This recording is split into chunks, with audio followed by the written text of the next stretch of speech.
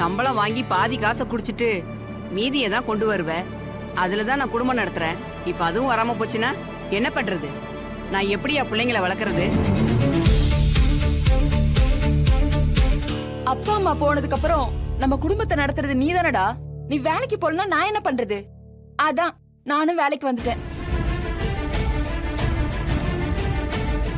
சரியான முடிவு எடுத்துட்டு வந்திருக்கீங்கம்மா. இத பாருங்க, இது வேற பிரச்சனை. இவங்க ஏதோ பொய் சொல்லி உங்களை கூட்டு வந்திருக்காங்க. நீங்க எல்லாரும் கிளம்பி வீட்டுக்கு போங்க. இங்க பாருங்க, நீங்க வேலை பார்க்கலனா இவங்க எல்லாரும் சேர்ந்து தான் இனிமே இங்க வேலை பார்ப்பாங்க. யாரு இவங்க வேலை பார்க்க போறாங்களா?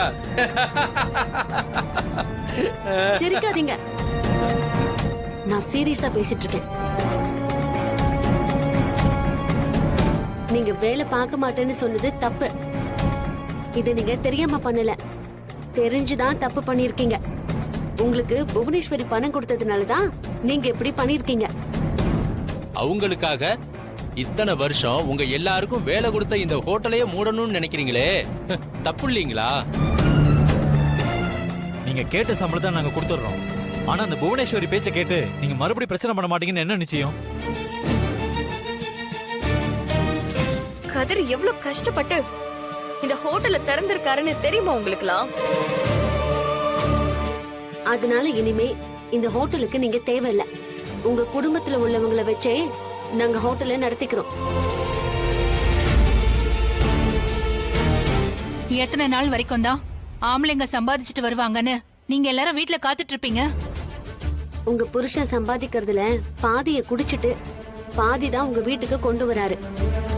ஆனா நீங்க உழைச்சிங்கன்னா மொத்த சம்பளமும் உங்க வீட்டுக்கு வந்து சேரும். இனி இவங்களை நம்பி இருக்க வேண்டிய அவசியம் இல்ல. நாமளே இந்த ஹோட்டல்ல வேலை பார்க்கலாம். சரிக்கா.